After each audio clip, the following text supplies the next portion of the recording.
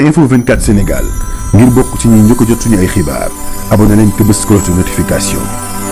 Info 24 Sénégal chaîne bi leen di jox xibaar yi wér te wóor ci tàng-tàng bi. Info 24 Sénégal. asalaamaaleykum mbokki internautes yi dalee nag jàmm seen vidéo ci dañ koy daal di doore ak yéenekaay bi di Le Soleil ñëw ci cloud intelligence artificielle biométrie les bons points vers la souveraineté numérique. Avec le New Deal technologique, le Sénégal trace sa voie. Immersion à Synapsis, filiale chargée du numérique à la Caisse des dépôts et consignations. Direct News daal di ñëw ci la santé malade au Sénégal, les hémodialysés et les cancéreux à danger. Les insuffisants rénaux et les malades du cancer sont en détresse. Ils peinent terriblement à se faire soigner. Ces derniers jours, c'est l'angoisse existentielle qui les étreint. Nous rencontrons d'énormes difficultés pour nous soigner de manière régulière, sans dialyse pour le malade. C'est la mort qui suit, se désole un hémodialysé. Anna Sambo, porte-voix des jeunes dialysés du mouvement des insuffisants rénaux du Sénégal, a dénoncé récemment les conditions inhumaines au centre de dialyse du hangar des pèlerins à Yoff, prévu pour être temporaire. Leur séjour dans ce centre perdure. L'info ñëw ci dialogue national sur le système politique. Cheikh Gueye salue un tournant démocratique. Un moment de respiration, d'écoute, de partage et de convergence forte et durable sur les fondements de notre démocratie est un nouvel ordre de stabilité durable. Un moment où, pour la première fois depuis longtemps, les citoyens peuvent contribuer activement à un dialogue national sans calcul électoral immédiat. Le quotidien daal di ñëw ci rencontre du 28 mai, discorde autour d'un dialogue. Après Thierno Alassane Sall, l'APR justifie son boycott. Le pouvoir veut effacer Macky Sall. Cheikh Gueye, le facilitateur, daal di ne xam na ci bile yéenekaay ne il ne faut pas se faire d'illusions. Tout le monde ne sera pas au dialogue. L'observateur ñëw ci contrefaçon monétaire, autopsie d'un cancer économique, comment la mafia des faux billets affaiblit le système financier, les réseaux criminels, les failles dans le contrôle du territoire et la réduction des recettes fiscales. Suite du quotidien ñëw ci dialogue politique, la paire entre rejet et stratégie de position. Enquête ñëw ci reddition des comptes, une traque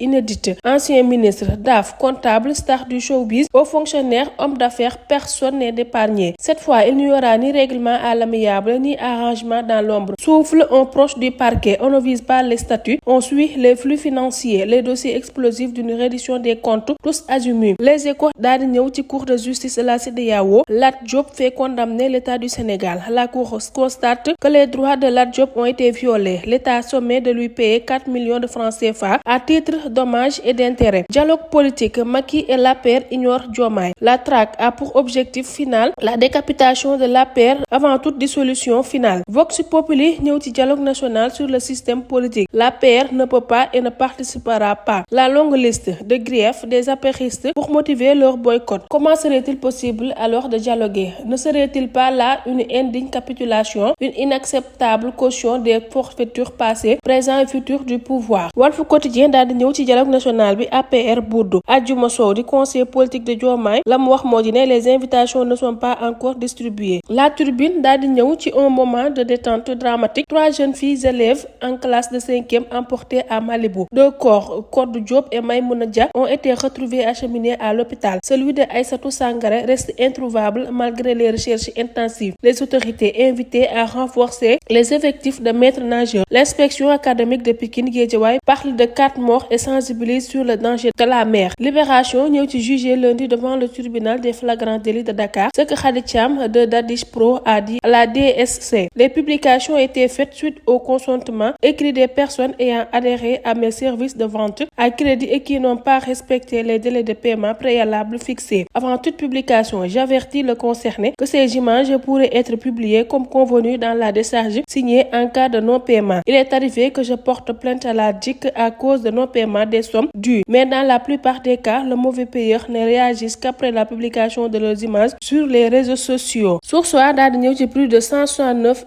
entités qui sont attendues au dialogue politique du 28 mai. Dr Cheikh Gueye, facilitateur du dialogue national, daal di ne xam ne pour la première fois, les citoyens peuvent contribuer activement à un dialogue national sans calcul électoral immédiat. Je ne me fais pas personnellement d'illusions, tout le monde ne sera pas d'accord sur tout. Mais l'essentiel, c'est qu'on soit une masse critique de Sénégalais d'accord sur un certain nombre de conventions fortes, critiques et consolidantes pour la démocratie du Sénégal. L'As quotidien ñëw ci dialogue politique politique du 28 mai prochain, l'APR boycotte Diomaye. L'évidence daal di ñëw ci mise en accusation d'anciens ministres. L'APR dénonce un projet funeste de vengeance et boude le dialogue. Rewmi Quotidien ñëw ci li nga xamante ne ni moo di corridor. C'est le jour J entre célébration et révélation. Qu'attendre de cette 20e édition? Mbokk yi li mooy li gën a fës ci yéenekaay yi. ñu leen di ñaan ngeen abonné te bës cloche de notification bi. Info 24 Sénégal ngir bokk ci ñi njëkk a jot suñu ay xibaar abonné leen te bës cloche de notification.